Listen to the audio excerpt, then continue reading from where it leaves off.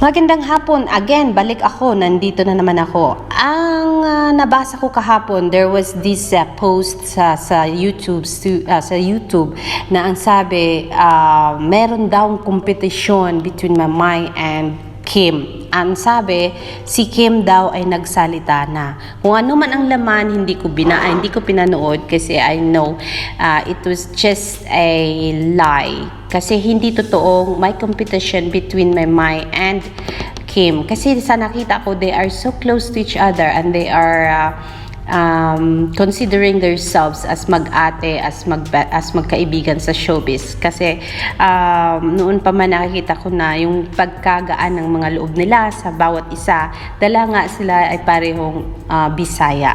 And then just now I opened my Twitter account and I just saw this post ni Maymay sa IG.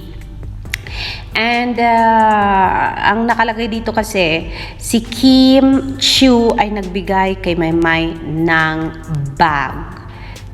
Dalawang klaseng bag. Ang nakalagay sa message ni Kim, ang sabi niya, Miga, naara jud miga.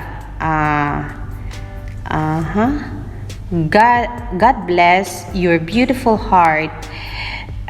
Okay?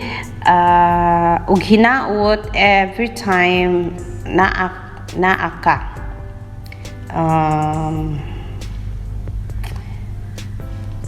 Hindi ko mabasa yung iba. To be your ate, siguro ito. Miss you so miss you thank you sa mga katawa.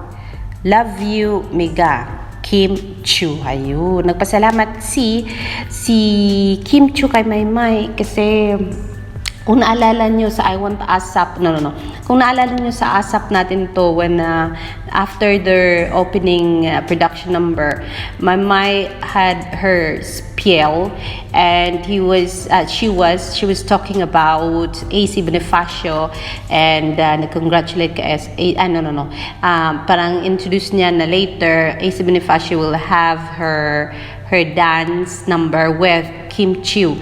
And when she introduces Kim Chiu, ang sabi ni Kim Chiu, grabe. Kasi grabe yung pagka-intro ni Maymay sa kay Kim Chiu na sobrang pati siya ay parang na-amaze sa ginawa ni Maymay sa introduction niya about Kim Chiu. So when Kim Chiu gave this gift to Maymay, we don't know if it's in the morning or yesterday, ang sabi ni Maymay kay Kim Chiu, grabe, hindi ko inaasahan na bigyan mo ako nito, my friend, kapatid or kaibigan, yun. Itagalog ko yung sinabi ni Maymay. Na-realize ko na siguro binigyan mo ko ng bag, kaibigan, kasi pabalik-balik yung bag na bitbit ko araw-araw.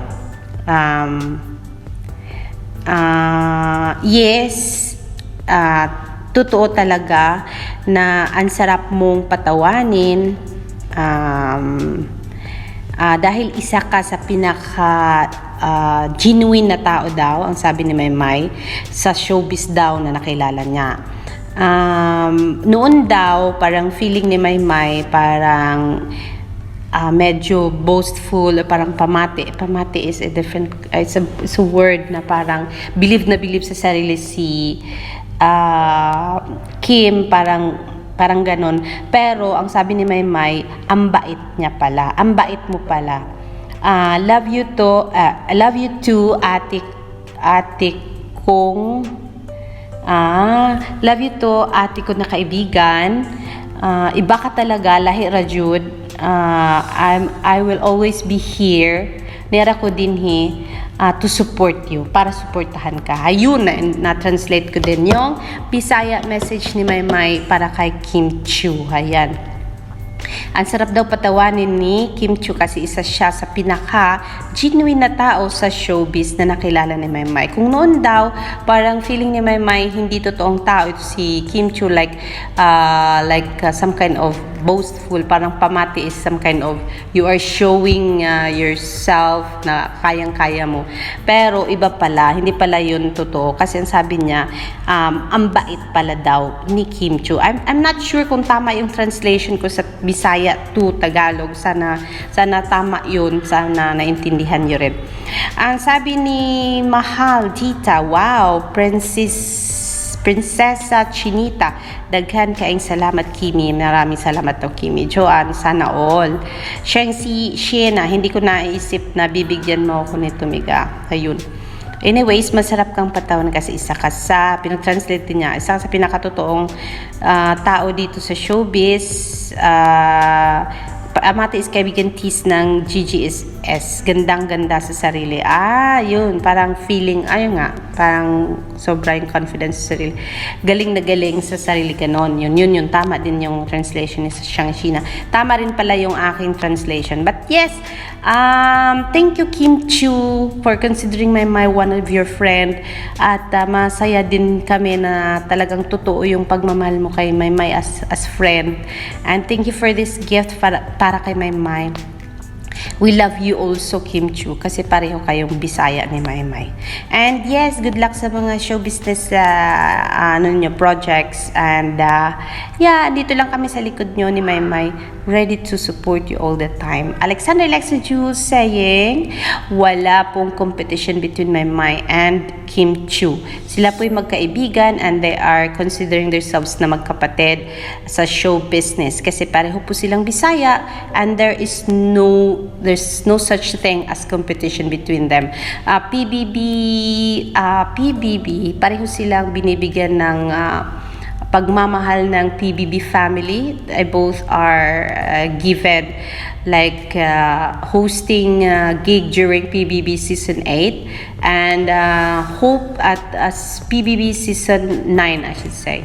Sa PBB season 10 sana mabigyan pa rin sila ng pagkakataong maging kabahagi ng PBB season 10 and sana maging host din si Maymay at saka si Kim Chiu sa PBB season 10. At kung maaari yung sinabi ni Robby Domingo na ipasok lahat ng winners ng PBB All-Star Celebrity, mas masaya at syempre, mas lalo pang mabuo yung friendship ng nina Kim Chiu and Maymay at for sure makikita natin yung nakikita ko na magiging close pa sila more kung ipasok sila ni Big Brother sa bahay ni Kuya. Ayan, yan lang po ang ating update. Sana tama ako sa aking translation on Bisaya to Tagalog.